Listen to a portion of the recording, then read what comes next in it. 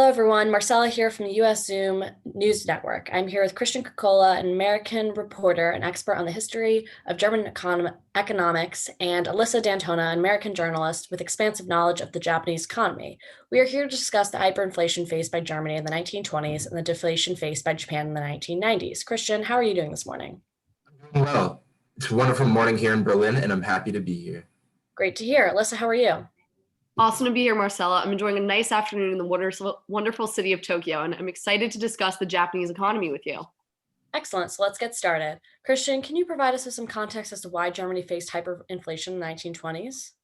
Well, the German government and central bank, through fiscal and monetary policy, printed way too much money during World War One and after the loss of World War One. Since Germany had every intention of winning World War One, they did not hesitate to carelessly print money during the grueling years of the war. When Germany and the Central Powers ended up losing, Germany didn't receive the huge inflow of revenue they expected from winning the war and were further crippled by the reparations they had to pay under the Treaty of Versailles.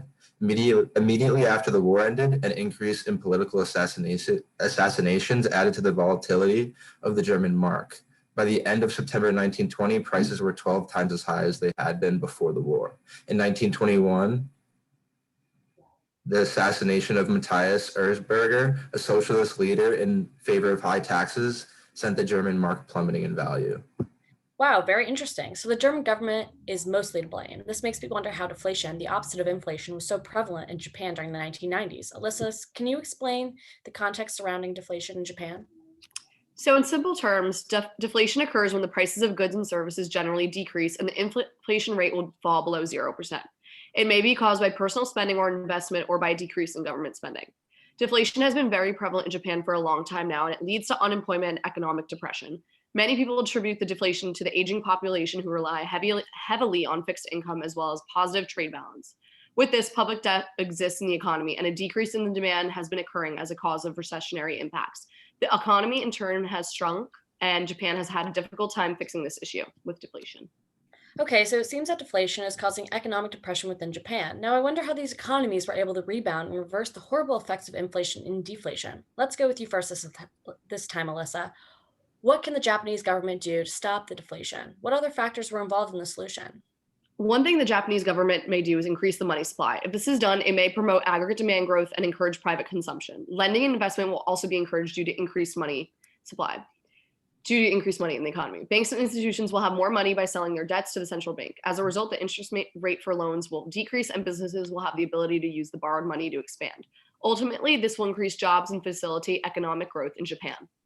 Wow, so there are definitely many things at play here to both cause the deflation problem and provide the solution. That is very interesting. Christian, how did Germany rebound from hyperinflation in the 1920s?